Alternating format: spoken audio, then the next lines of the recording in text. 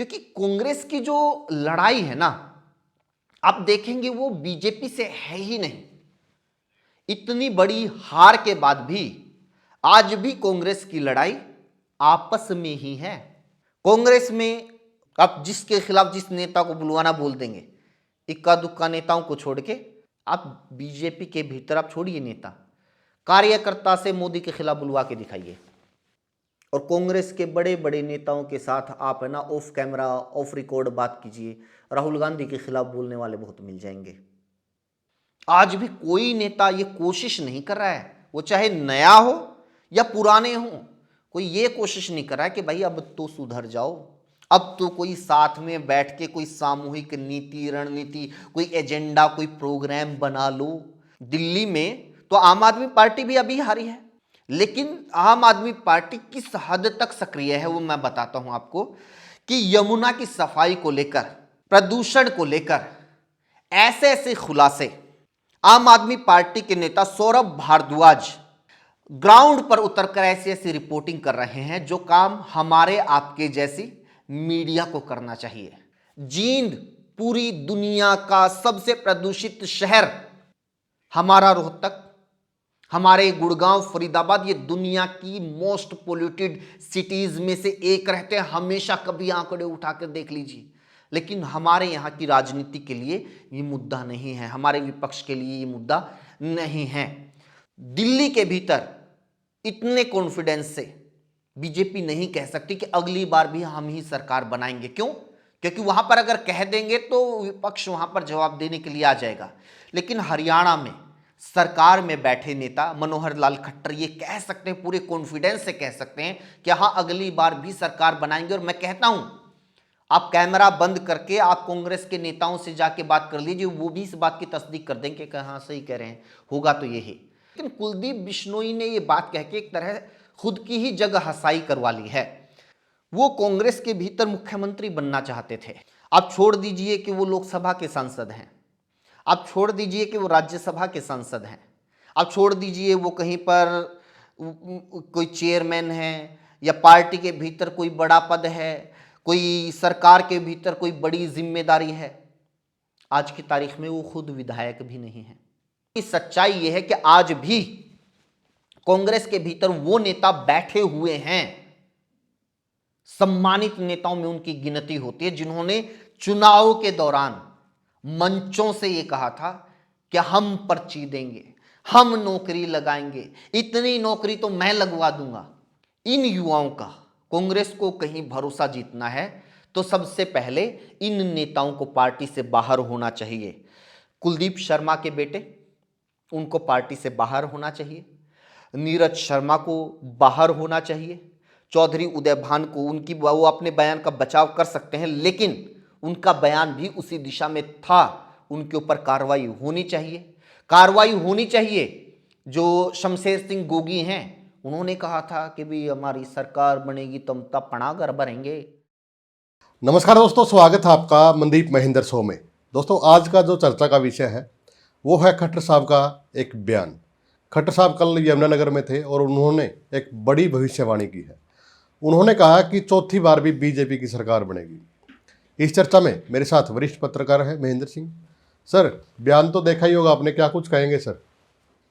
हाँ, बयान देखा, पूरे हरियाणा ने बयान देखा और कॉन्फिडेंस देखा मनोहर लाल खट्टर का और बीजेपी का। और उससे भी ज्यादा देखने वाली बात यह है कि इस बयान को काउंटर करने के लिए, इस बयान के का जवाब देने के लिए विपक्ष आगे नहीं आया। विपक्ष में खड़े होकर किसी ने यह नहीं कहा कि ना ऐसा नहीं होने देंगे, अब की बार तो हराएंगे। तो ये जो कॉन्फिडेंस मनोहर लाल खट्टर के भीतर है, बीजेपी के भीतर है, ये इसके बाद के घटनाक्रम से एक तरह से ऐसा लगता है कि हाँ ऐसा तो हो सकता है। जबकि राजनीति में इतनी बड़ी भविष्यवाणी करना आसान नहीं है। और जाहिर तौर पर बीजेपी के नेता है तो वो तो कहेंगे ही, वो ये तो कहेंगे नहीं आके कि अगली बार तो जी कांग्रेस की सरकार बनेगी या जेजेपी या इनेलो की सरकार बनेगी। ऐसा तो नहीं कहेंगे, वो तो कहेंगे कि अगली बार भी बनेगी और बार बार बीजेपी की ही सरकार बनेगी। ये तो उनसे एक्सपेक्टेड है। लेकिन एक्सपेक्टेड जो नहीं है वो ये नहीं है कि विपक्ष का कोई नेता, विपक्ष के तमाम नेता, पूरा विपक्ष ऐसे बयान, ऐसी चुनौती, ऐसे कॉन्फिडेंस के ऊपर चुप्पी साध जाए जो हुआ है हरियाणा में। इसका मतलब ये एक तरह से मान लिया गया है विपक्ष के द्वारा भी। एक मेरी थोड़ी देर पहले जब आपने कहा कि इस इशू के ऊपर हमें चर्चा करनी है, तो मेरी कांग्रेस के नेता से बात हुई कि आप लोगों ने, किसी ने इस बयान का जवाब नहीं दिया। तो हंस के कहा कि क्या जवाब दे, सच ही तो बोल रहा है। तो ये स्थिति है आज की तारीख में विपक्ष की, और ये एक तरह से हरियाणा के लिए राजनीतिक तौर पर और एक जनता के तौर पर बहुत ही निराशाजनक स्थिति है, क्योंकि लोकतंत्र में दो पलड़े होते हैं और उनके बीच में कहीं ना कुछ तो बैलेंस होना चाहिए। ठीक है, जाहिर तौर पर सरकार का पलड़ा भारी होता है, लेकिन विपक्ष के पलड़े में कुछ तो वजन होना चाहिए, कुछ तो सरकार के सामने चुनौती होनी चाहिए।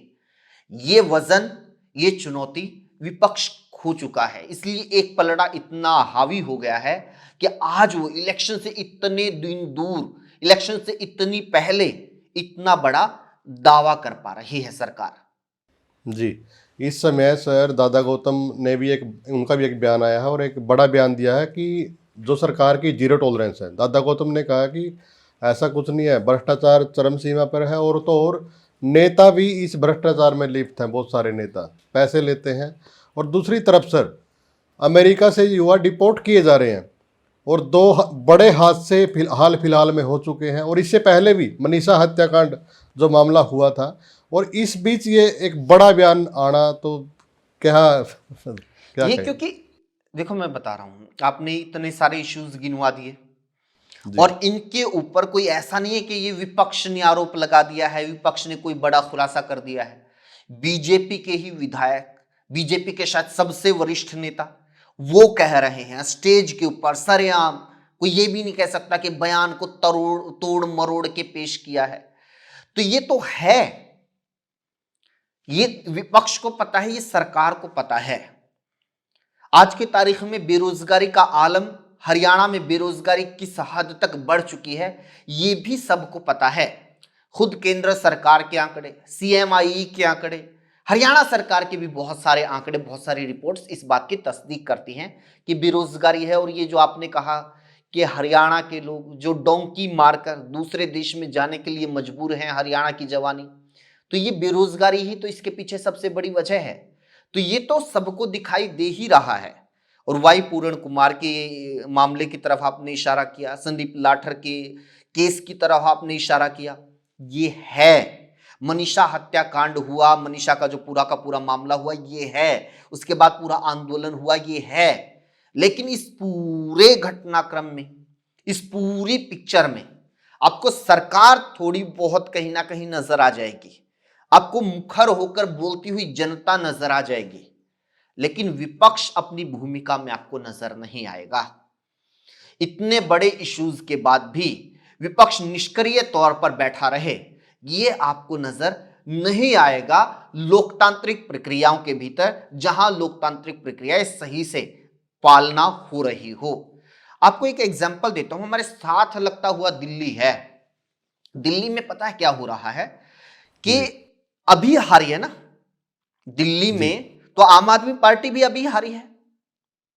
लेकिन आम आदमी पार्टी किस हद तक सक्रिय है वो मैं बताता हूं आपको, कि यमुना की सफाई को लेकर, प्रदूषण को लेकर ऐसे ऐसे खुलासे आम आदमी पार्टी के नेता सौरभ भारद्वाज, आम आदमी पार्टी के नेता ग्राउंड पर उतरकर ऐसी ऐसी रिपोर्टिंग कर रहे हैं जो काम हमारे आपके जैसी मीडिया को करना चाहिए।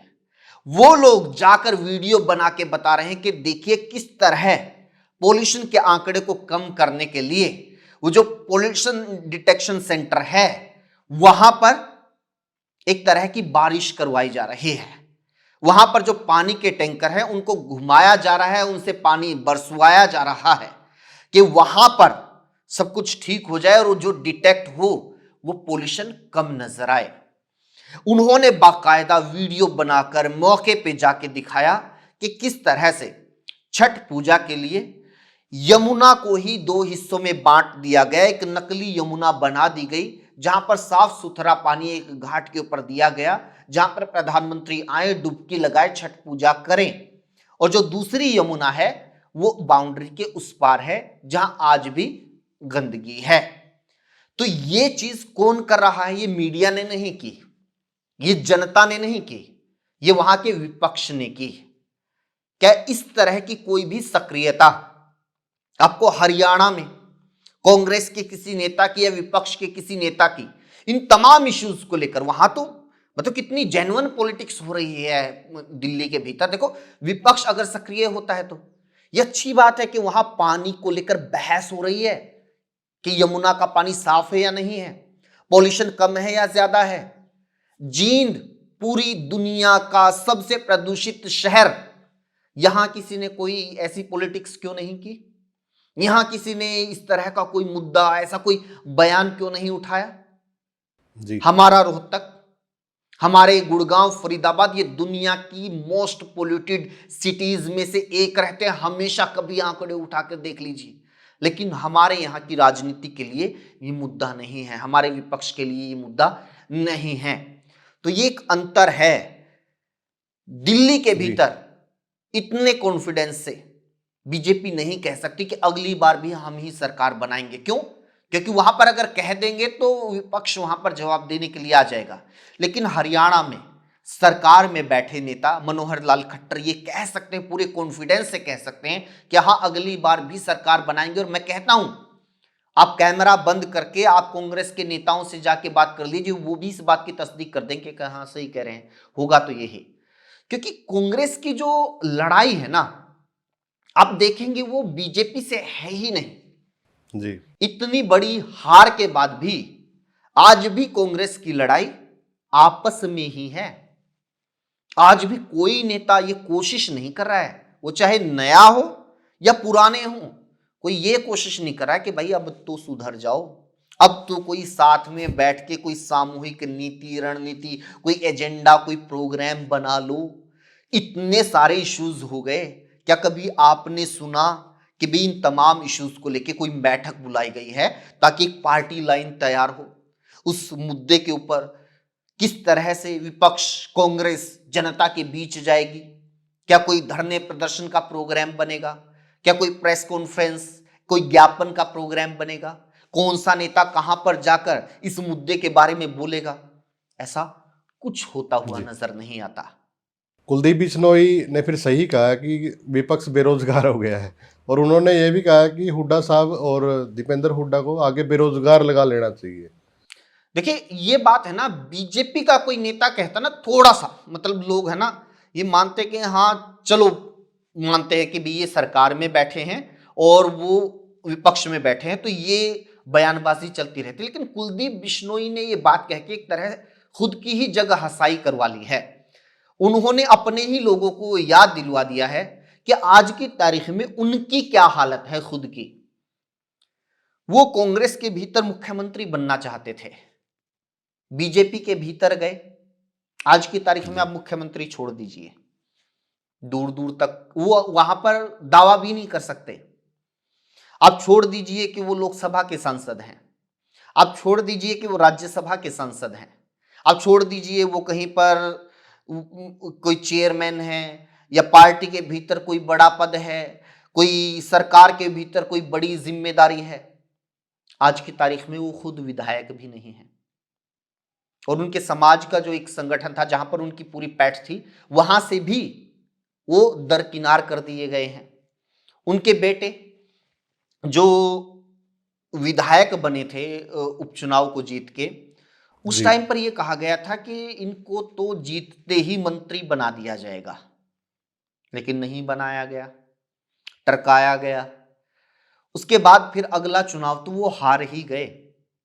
उनको भी कहीं सरकार या पार्टी में इस तरह से एडजस्ट नहीं किया गया कि इतना बड़ा परिवार, इतनी बड़ी लेगेसी, चौधरी भजनलाल की जो लेगेसी, जिनका पूरे हरियाणा में एक जमाने में पैठ मानी जाती थी, जिनको पॉलिटिक्स का पीएचडी कहा जाता था, उनके परिवार के लोगों को एक तरह से बीजेपी ने अच्छे से बेरोजगार कर रखा है।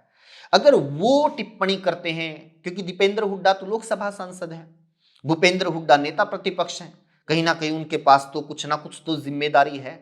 कम से कम जनता उनके हलकों से तो उनके ऊपर मोहर लगा रही है। आपको तो आपका जो गढ़ कहा जाता था वहां से भी नकार दिया गया है। तो ये जब कुलदीप बिश्नोई ने ये बात कही तो लोगों को थोड़ी सी अखरी, बीजेपी का कोई और नेता कहता तो शायद उसके ऊपर इस तरह का रिएक्शन भी नहीं आता और वो नोटिस भी नहीं होती, क्योंकि सरकार में बैठे हुए लोग कह देंगे विपक्ष को, ये चलता रहता है। जी, जो बात आप या हम कर रहे हैं तो ये कहीं ना कहीं इनका जवाब विपक्ष को देना चाहिए, लेकिन वो लोग नहीं दे रहे। विपक्ष का तो मैं वही बता रहा हूं ना मनदीप, आज भी जो विपक्ष के नेताओं की, कांग्रेस के नेताओं की, और असल में पूरे विपक्ष की आप मान के चलिए, आप देखिएगा कि इनकी पूरी की कांग्रेस की लड़ाई तो ये है कि एक दूसरे को कैसे काटा जाए। आज भी यही लड़ाई है। अब भी जो सद्भावना यात्रा शुरू हुई थी और जी, पिछले दिन सद्भाव यात्रा, सद्भावना या सद्भाव यात्रा जो भी नाम है उनका, ब्रिजेंद्र सिंह की यात्रा का, जी, तो ब्रिजेंद्र सिंह के बहुत सारे बयान हमने सुने। लगा कि एक समझदार आदमी, ठीक है, कुछ ना कुछ करना चाहता है, सक्रियता दिखाना चाहता है, लेकिन फिर धीरे धीरे उनकी यात्रा का विरोध हुआ। कुछ लोगों ने ऐसे बयान, गैर जरूरी बयान दिए, कोई जरूरत नहीं थी भाई। अगर कोई नेता कुछ करना चाहता है तो आप कौन होते हो उनको रोकने वाले। दिए गए कुछ गैर जरूरी बयान, लेकिन उनके जवाब में जो ब्रिजेंद्र सिंह ने जवाब दिए हैं, बयान दिए हैं, वो भी उसी लाइन में जा रहे हैं जिस लाइन में कांग्रेस ऑलरेडी खड़ी है। वहां पर भी ये नहीं नजर आता कि भी ब्रिजेंद्र सिंह की जो जुबान है, ब्रिजेंद्र सिंह का जो स्टाइल है, वो कांग्रेस के बाकी नेताओं से अलग है। इस बात में कांग्रेसी ये तसल्ली कर सकते हैं, इस बात से खुश हो सकते हैं तमाम कांग्रेसी कि ब्रिजेंद्र सिंह का जो स्टाइल है ना, वो प्योर कांग्रेसी स्टाइल है। वो भाजपा के रंग में नहीं रंगे हैं कि भी अनुशासन होना चाहिए, पार्टी की नेताओं के खिलाफ नहीं बोलना, आपस में किसी तरीके की खींचतान या फूट नहीं दिखानी, मीडिया के भीतर बात नहीं करनी। ये इस तरह के पैरामीटर्स, इस तरह का अनुशासन, ये बीजेपी के नेताओं पर लागू होता है। कांग्रेस के नेता इस तरह से करते हैं, तमाम नेता करते हैं, और ब्रिजेंद्र सिंह भी वो कर रहे हैं। तो कांग्रेस इस तरह से, एक तरह से आश्वस्त हो सकती है कि नहीं, ये बंदा तो हमारा ही है, हमारे स्टाइल का बंदा है। तो वो यात्रा आगे बढ़ रही है। एक तरह से एक नया धड़ा कांग्रेस के भीतर खड़ा हो गया है। शुरुआत में ये बात कहते हुए हम भी परहेज कर रहे थे कि भाई कोई ऑब्जेक्शन कर देगा, लेकिन अब उनकी जो पूरी लाइन है वो खड़ी हो गई है। तो एक और धड़ा होना ये चाहिए था कि कम से कम अब सबक लेते हुए कांग्रेस कोई ऐसी नीति बनाए, इस तरीके से बैठे, चर्चा करे कि ये धड़ेबाजी अब तो खत्म हो जाए, लेकिन ये होता हुआ नजर नहीं आ रहा है। अभी भी लड़ाई इतनी है कि कांग्रेस के भीतर ही किसी न किसी तरीके से वर्चस्व बना रहे। बीजेपी से लड़ाई, बीजेपी को मुकाबला, बीजेपी को मतचित करने की बात तो फिलहाल एजेंडा में है ही नहीं। सीटी का एग्जाम हुआ था, अभी तक रिजल्ट नहीं आया, लेकिन विपक्ष कहीं दिखाई नहीं दे रहा, विपक्ष चुप है। देखो, इसमें दो तीन चीजें हैं। ये इश्यू के ऊपर है ना, विपक्ष इतना पिछड़ चुका है, इतना पिछड़ चुका है कि अगर आप बोलेंगे रिजल्ट आ जाएगा, अगली बार अगर सरकार पिछली बार की तरह अगर बीजेपी ये करेगी कि ये कह देगी कि जी जो फाइनल रिजल्ट है पेपर का, भर्ती का, वो अगले इलेक्शन के बाद निकालेंगे, हमारी सरकार बना दो, हम फिर इस रिजल्ट को निकालेंगे। तो जो नौजवान है ना, चाहे कांग्रेस इनके लिए कितना इशू उठा ले, कितना भी मुद्दा बना ले, ये लोग वोट बीजेपी को देंगे। ये बीजेपी की जीत है। बीजेपी ऐसा माहौल बना चुकी है, विपक्ष को इतना बदनाम कर चुकी है इस इशू के ऊपर। लेकिन बाकी जो तमाम इश्यूज हैं, या इस इशू को भी अगर ढंग से वो करना है, टैकल करना है, तो आपको आज से बोलना होगा। ये जो भर्ती के रिजल्ट, भर्तियां लटक रही, इसके बारे में कांग्रेसियों ने, आप याद करेंगे तो इलेक्शन के दौरान बहुत बोला, बाकायदा मैनिफेस्टो में लिख के दे दिया था। कि ये भर्तियां पूरी होंगी, तमाम रिजल्ट ये थे और ये इतने दिन के भीतर पूरी हो जाएंगी, लेकिन नहीं माना। युवाओं को भरोसा नहीं हुआ विपक्ष के ऊपर, कांग्रेस के ऊपर। अगर आप आज से कोई लाइन खींचते हैं, आज से कोई नीति बनाते हैं, आज से ये विश्वास दिलाते हैं इन युवाओं को कि हमारी सरकार में किस किस तरीके से भर्ती होगी, किसी तरह की लेट लतीफी या कोई धांधली नहीं होगी, तो शायद 4 साल में इन युवाओं का भरोसा जीत पाए। लेकिन आपकी सच्चाई यह है कि आज भी कांग्रेस के भीतर वो नेता बैठे हुए हैं, सम्मानित नेताओं में उनकी गिनती होती है, जिन्होंने चुनाव के दौरान मंचों से ये कहा था कि हम पर्ची देंगे, हम नौकरी लगाएंगे, इतनी नौकरी तो मैं लगवा दूंगा। अगर इन लोगों का, इन युवाओं का कांग्रेस को कहीं भरोसा जीतना है तो सबसे पहले इन नेताओं को पार्टी से बाहर होना चाहिए। कुलदीप शर्मा के बेटे, उनको पार्टी से बाहर होना चाहिए। नीरज शर्मा को बाहर होना चाहिए। चौधरी उदय भान को, उनकी वो अपने बयान का बचाव कर सकते हैं, लेकिन उनका बयान भी उसी दिशा में था, उनके ऊपर कार्रवाई होनी चाहिए। कार्रवाई होनी चाहिए। जो शमशेर सिंह गोगी हैं, उन्होंने कहा था कि भी हमारी सरकार बनेगी तो हम तब पनागर भरेंगे, फिर रिश्तेदारों का भरेंगे, फिर यार दोस्त, दो बार उनके ऊपर कार्रवाई होनी चाहिए।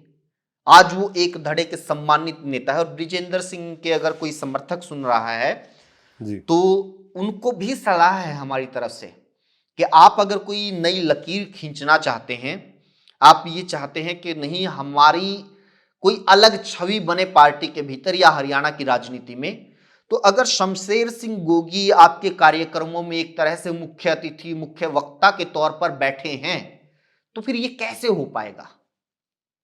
क्या आपसे पूछा नहीं जाएगा कि जी ये नेता हैं, इनके बयान आपको सुना दे? क्या ब्रिजेंद्र सिंह जवाब दे पाएंगे? उनके बयान का समर्थन कर पाएंगे?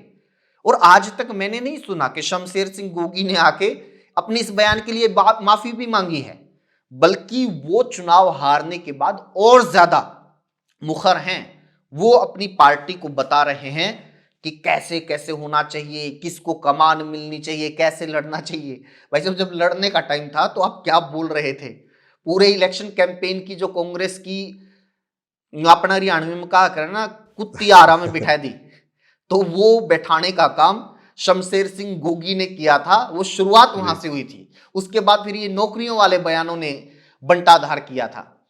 तो अभी तो कांग्रेस के भीतर वही लोग हैं जी। वही सोच है, उनकी लड़ाई वही है, उनका संघर्ष वही है। ऐसे माहौल में कोई भी सरकार में बैठा नेता सच में इतने कॉन्फिडेंस में होगा, वो बिल्कुल मानकर चलेगा कि हां अगली बार भी हमारी सरकार बनेगी, क्योंकि हमारे सामने चुनौती क्या है। और एक बात है मनदीप, लड़ाई है ना यहां पर मिलके भी हो रही है। पहले मुझे बड़ा अखरता था ये बात, जो आरोप लगते थे वो सही साबित हो हाँ गए। देखो, मैं सही साबित क्या है, इनेलो अगर थोड़ी सी उभरनी शुरू हो जाएगी ना, लोगों के भीतर ये डर फैलाना शुरू कर दिया जाएगा कि भी ये तो बाद में बीजेपी के साथ मिल जाएंगे। जेजेपी अगर उभरना शुरू होगी तो ये डर फैला दिया जाएगा कि ये तो बाद में बीजेपी के साथ मिल जाएंगे। किस खेल में खिलाड़ी भी हम दो ही रहने चाहिए, ये भी कि भी विपक्ष में अगर कोई आदमी आज की तारीख में कह रहा हूं कि कोई एक पार्टी इनिशिएटिव ले ले, फिर मैं आपको दिखाता हूं कि ये सारी चीजें कैसे बदलती हुई नजर आएंगी। कोई एक पार्टी इनिशिएटिव ले ले, लेकिन कोई भी तो इनिशिएटिव नहीं ले रहा है। एक लड़ाई ये भी है कि नहीं, लड़ाई इन दो के बीच में ही रहे, यही तय करें कि हमें किस तरह आपस में मिलके खेलना है, हमें जनता को किस तरह से बेवकूफ बनाना है, ताकि जनता के भीतर की ये लोकतंत्र का भ्रम भी बना रहे और ये भी बना रहे कि हाँ विपक्ष है तो सरकार का विरोध हो तो रहा है, लोग तो बोल रहे हैं, सरकार के खिलाफ इशू तो है नहीं। ऐसा भी हो सकता है कि लोग ही बदल दें। ये अब की बार तो नहीं हुआ। ऐसा लग रहा है कि खट्टर साहब सभी पार्टियों के माई बाप खट्टर साहब ही हैं। मतलब ये देखो कितना मतलब हंसी आ रही है ये बात कहते हुए भी। और अगर मैं ये बोल दूं माइक के ऊपर सरेआम के हाँ ऐसा है, ये कितना दुर्भाग्यपूर्ण बयान है, लेकिन बहुत सारे लोग इस बयान का समर्थन करेंगे कि हाँ सच है ये बात। ये अपने आप में कितनी दुर्भाग्यपूर्ण स्थिति है किसी भी प्रदेश की राजनीति के लिए। एक बात और, पिछले दिनों मैंने कुछ बीजेपी के लोगों का से बात की, कुछ का इंटरव्यू भी किया। एक जी। फ्रस्ट्रेशन देखी मैंने उन लोगों के भीतर। वो कैमरे पे भी उन्होंने बोला और ऑफ कैमरा भी उन्होंने बोला कि अरे ये क्या विपक्ष है, ये इशू रहा, वो इशू रहा, इसको उठा दो, इसको उठा दो, कुछ करते ही नहीं। मतलब ये फ्रस्ट्रेशन होती है। क्यों? क्योंकि बीजेपी का जो कल्चर है ना, ये आरएसएस बीजेपी का कल्चर, जी। ये लोग ना बोलने वाले लोग हैं। वक्त अच्छे अच्छे मिलेंगे आपको इनके संगठन में, जबरदस्त, वो कोई आसपास भी नहीं मिलेगा बोलने में इनके आसपास, लेकिन इनको बोलने का ही मौका नहीं मिल रहा। बोलने का मौका तब मिले ना जब आपको कोई चुनौती दे, आपके ऊपर कोई आरोप लगाए, कोई आपके बारे में कोई खुलासा करे। जी, सबकी फाइलें दबा रखी हैं जी। ऐसा भी लोग कहते हैं कि सभी राजनीतिक पार्टियों की फाइल इनके हाथ में है। पता नहीं, देखो जिस चीज का हमें नहीं पता है हम कह देंगे, कल को कहेगा कि यार बताओ कौन सा सबूत है आपके पास कि फाइलें दबा रखी हैं, इस वजह से हम नहीं बोलते। लेकिन एक बात तो साफ है ना कि भाई ये वजह नहीं है, चलो मान लिया, ये आपकी जो इच्छा शक्ति है वो तो नजर नहीं आती। आप बीजेपी के लाख आलोचक हों, मैं अपने कई प्लेटफॉर्म पर बीजेपी की नीतियों की खुलकर आलोचना करता हूं, आप बेशक हो नीतियों की, लेकिन राजनीतिक तौर पर जो उनकी प्रतिबद्धता है, जितनी मेहनत बीजेपी वाले करते हैं, क्या आप कह सकते हो कि विपक्षी भी इतनी करते हैं? इनकी इनकी जो 1% भी नहीं राजनीतिक करते हैं। प्रतिबद्धता क्या आपको नजर आती है इतनी जितनी बीजेपी की नजर आती है? आप नीतियों का विरोध करो, भ्रष्टाचार है आवाज उठाओ, अब बिल्कुल नौकरियों का मसला है आपको बोलना चाहिए, तमाम और घटनाएं हो रही है, क्राइम बढ़ रहा है, आपको बोलना चाहिए।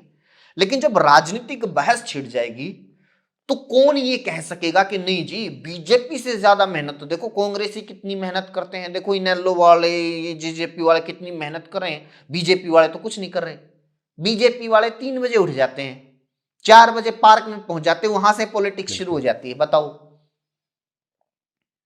दूसरी पार्टी वाले 8-9 बजे उठेंगे, पहले अपना घर का सारा निपटा के 12 बजे वापिस सोने का टाइम हो जाता है। कर लोगे मुकाबला? जी, बीजेपी का 1% भी काम नहीं कर सकते ये लोग, जो दूसरी विपक्षी पार्टियां हैं, तो जो ये बीजेपी राजनीति कर रही है। इस पूरी चर्चा में है ना, जैसे बात करते करते भी मैं नोटिस कर रहा हूं कि देखो इन पार्टियों का मसला है, हमें क्यों टेंशन लेनी चाहिए, लेकिन देखो होती है ना टेंशन, तो ये फ्री हैंड कोई सरकार भी नहीं चाहती। आप सरकार के किसी नेता से जाके अभी बात कर लीजिए, वो कहेगा कि नहीं जी विपक्ष मजबूत होना चाहिए।